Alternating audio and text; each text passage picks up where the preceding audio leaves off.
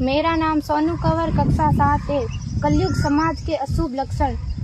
कुटुंब कम हुआ, संबंध कम हुआ, प्रेम कम हुआ, मर्यादा कम हुई, लाज लज्जा कम हुई, विनम्रता कम हुई, समर्पण कम हुए, पुस्तक वाचन कम हुआ, खान पान की शुद्धता कम हुई, बाल कम हुए, कपड़े कम हुए, नींद कम हुई, घी मक्खन कम हुआ, पीतल तांबे के बर्तन कम हुए, भाई भाई का प्रेम कम हुआ, सत्य कम हुआ, अतिथि कम हुए, धैर्य कम हुआ, श्रद्धा और विश्वास कम हुआ, बड़ों का सम्मान कम हुआ और भी बहुत कुछ कम हुआ, जिससे जीवन सहज था, सरल था। संतान को दोष न दे। बालक या बालिका को इंग्लिश मीडियम में पढ़ाया, अंग्रेजी बोलना सिखाया, बर्थडे और मैरिज एनिवर्सरी जैसे जीवन के शुभ प्रसंगों को अंग्रेजी कल्चर्स के अनुसार जीना ही श्रेष्ठ माना।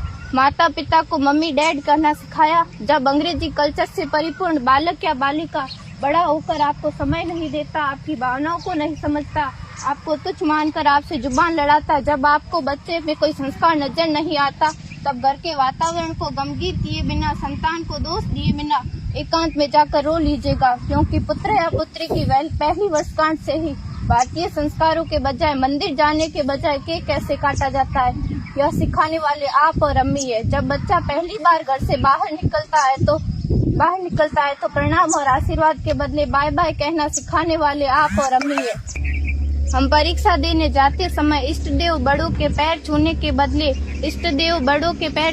बदले बेस्ट ऑफ लक कहकर परीक्षा भवन तक छोड़ने वाले आप और अम्मी हैं। बालक या बालिका के सफल होने पर घर में परिवार के साथ बैठकर खुशियां मनाने के बदले होटल में पार्टी मनाने की प्रथा को बढ़ावा देने वाले आप और अम्मी हैं। बालक या बालिका के विवाह के पश्चात कुल देवता देव दर्शन भेजने से पहले हनीमून के लिए फॉरेन टूरिस्ट स्पॉट भेजने की तैयारी करने वाले आप और अम्मी हैं। ऐसी कई ढेर सारी अंग्रेजी कल्चर्स को हमने जाने अनजाने स्वीकार कर दिया है। अब तो बड़े बुजुर्गों के पैर छूने में भी शर्म आती है। गलती किसकी? मात्र आपके माता और पिता की। अंग्रेजी अंतर्राष्ट्रीय भाषा है, से काम काज हेतु सीखना है, अच्छी बात है, लेकिन इसकी संस्कृति को अपने जीवन में उतारने की तो कोई बाध्यता नहीं थी।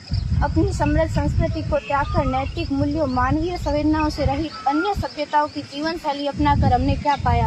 अवैध संबंध, टूटते रिश्ते, व्यसन युक्त धन, थके हारे मन, छल भरे रिश्ते, अनुशासनहीन संतानें, असुरक्षित समाज। एक बार विचार जरूर कीजिएगा कि संस्कारवान पीढ़ी क्यों आवश्यक है।